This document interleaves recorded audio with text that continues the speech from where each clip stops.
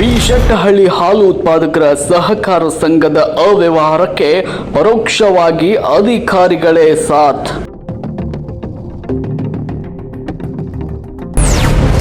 2013ರಿಂದ 2019 ತನಕ 3 ಕೋಟಿ ವ್ಯವಹಾರ ನಡೆದಿದೆ. ಆದರೆ ಕಾರ್ಯದರ್ಶಿಯವರು ಬರೀ ಲಕ್ಷ ಅಷ್ಟೇ ವ್ಯವಹಾರ ನಡೆದಿದೆ ಅಂತ ಹೇಗೆ ಹೇಳ್ತಾರೆ ಅಂತ ಆರೋಪ ಮಾಡಿದ ಸ್ಥಳೀಯ ಮಧುಸೂದನ್. 30 ವರ್ಷ ಆಯಿತು, ಇವರು ಲಕ್ಷ ಅಷ್ಟೇ ವ್ಯವಹಾರ ನಡೆದಿದ್ದು ಅಂತ ಹೇಳ್ತಾರೆ. ಇಲ್ಲಿ 5 ವರ್ಷಕ್ಕೆ ಕೋಟಿ 3 ಕೋಟಿ ವ್ಯವಹಾರ ಎಲ್ಲ ವ್ಯವಹಾರ ನಡೆದಿದೆ. ನಮ್ಮ ಅಂಥ ಪ್ರಾಮಾಣಿಕದ ವ್ಯಕ್ತಿಯಾಗಿದ್ದರೆ ನಮ್ಮ ಲೋಕಾಯುಕ್ತಿಗೆ ಕೊಟ್ಟು ಎಲ್ಲ ಡಾಕ್ಯುಮೆಂಟ್ಸ್ ಎಲ್ಲ ಕೊಟ್ಟು ಸರಿಪಡಿಸ್ಕೊಳ್ಳಿ, ಅವಾಗ ನಾವು ನಂಬ್ತೀವಿ.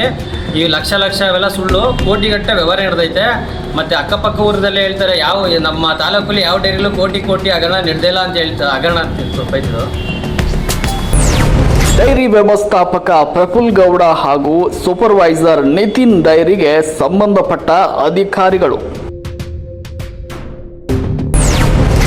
ಕಾರ್ಯದರ್ಶಿ ರಾಮು ಅವರು ಈಗಾಗಲೇ ಮೊದಲನೇ ಸಲ ಭ್ರಷ್ಟಾಚಾರ ಮಾಡಿ 75,000 ರೂಪಾಯಿಗಳನ್ನ ದಂಡ ಕಟ್ಟಿ ಹೋಗಿದ್ದಾರೆ. ಇವಾಗ ಮತ್ತೆ ಕೆಲಸಕ್ಕೆ ಸೇರಿ ಕೋಟಿಗಟ್ಟಲೆ ಭ್ರಷ್ಟಾಚಾರ ಮಾಡಲು ಅಧಿಕಾರಿಗಳೇ ಸಾಥ್ ನೀಡಿದ್ದಾರೆ ಅಂತ ಆರೋಪಿಸಿದ ಅಧ್ಯಕ್ಷೆ ಶಾಂತಮ್ಮ.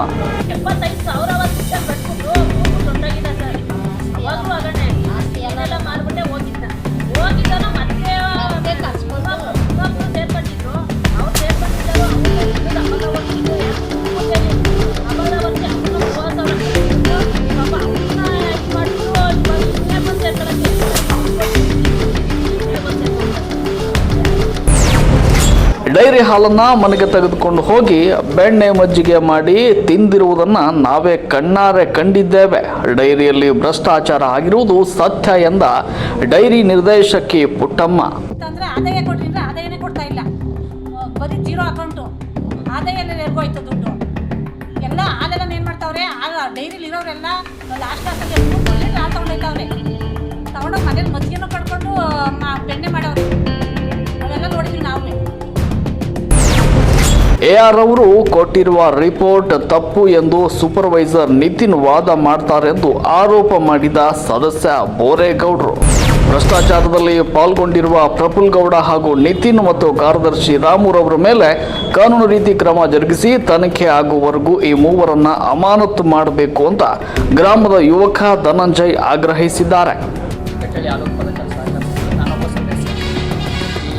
ರಾಮ ಅವ್ರು ಹೇಳ್ತಿರೋ ಪ್ರಕಾರ ಏನು ಹಗರಣನೇ ಆಗಿಲ್ಲ, ನಾನೆಲ್ಲ ಪ್ರಾಂಪ್ಟ್ ಆಗಿದ್ದೀನಿ ಅಂತ ಹೇಳ್ತಾರಲ್ಲ, ಅದೇ ಪ್ರಾಂಪ್ಟ್ ಆಗಿರೋರು 2019ರಿಂದ 16/6/2026ವರೆಗೂ ಅವರ ಕುಟುಂಬದವರ ಹೆಸರಿಗೆ, ಇದು ನಾವೇನೋ ಸೃಷ್ಟಿ ಮಾಡ್ಕೊಂಡ್ಬಂದಿಲ್ಲ, ಯಾರು ಕೊಟ್ಟು ಅವರೇ ಕೊಟ್ಟಿರೋ ಅಂತ ಅನುಬಂಧ ಫ್ರೀ ಅಲ್ಲಿ 1,40,40,904 ರೂಪಾಯಿಗಳನ್ನ ಎಕ್ಸ್ಟ್ರಾ ತೊಗೊಂಡಿದ್ದಾರೆ ಅವ್ರ ಮನೆ, ಅವ್ರ ಕುಟುಂಬದವ್ರು ಮಾತ್ರ.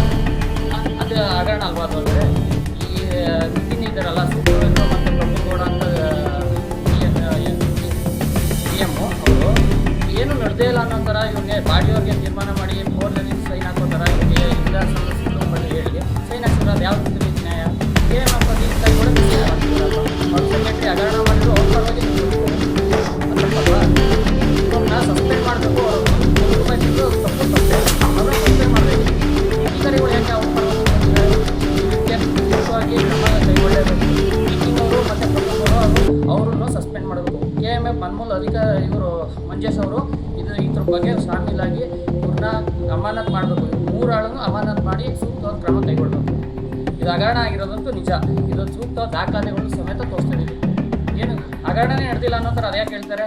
ಪೇಮೆಂಟ್ ಹೇಳ್ತಾರಲ್ಲ, ಇವ್ರಿಗೆ ಹೇಳಿದಾರಂತೆ ಬಾಡಿಯವ್ರಿಗೆ ತೋರಿಸಿ ನಗದು ಮುಖಾಂತರ 1,11,38,911 ರೂಪಾಯಿ ಡ್ರಾ ಮಾಡಿದಾರಲ್ವಾ, ಅವ್ರು 15ರಿಂದ ಇದುವರೆಗೂ ಕ್ಯಾಶ್ ಮುಖಾಂತರ 15 ಮಾತ್ರ ಕ್ಯಾಶ್ ಕೊಟ್ಟಿರೋದು.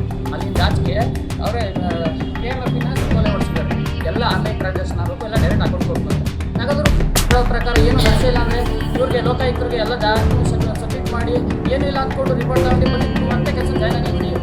ಈಗ ಹಗರಣ ಮಾಡೋರು ಮೇಲೆ ಮತ್ತೆ ಕೆಲಸ ಮಾಡ್ತಾರಲ್ಲೋ ಮಾಡಬಾರ್ದು. ಇದನ್ನು ಮಾಡ್ಬಿಟ್ಟು ಏನಿಲ್ಲ ಸಾಬೀತು ಮಾಡ್ಕೊಂಡು ಬಂದ್ಬಿಟ್ಟು ಮೀಡಿಯಾದಲ್ಲಿ ಹೇಳಿದ್ರು ಅವ್ರ ಮೊನ್ನೆ ಏನು ನಡೆದೇ ಇಲ್ಲ ಅನ್ನೋ ಥರ. ಏನು ನಡೆದಿಲ್ಲ ಅಂತ ಸಾಕ್ಷಿ ಸಮೇತ ತೋರಿಸ್ತೀವಿ. ರಿಪೋರ್ಟ್ ತಗೊಂಡು ಬರಲಿ, ನಾನು ಪ್ರಾಂಪ್ಟ್ ಆಗಿದ್ದೀನಿ ಅಂತ. ಇದೆಲ್ಲವನ್ನ ಗಮನಿಸಿ ಮೇಲಿನ ಅಧಿಕಾರಿಗಳು ಯಾವ ಕ್ರಮ ಕೈಗೊಳ್ತಾರೆ ಅನ್ನೋದನ್ನ ಕಾದು ನೋಡಬೇಕಾಗಿದೆ.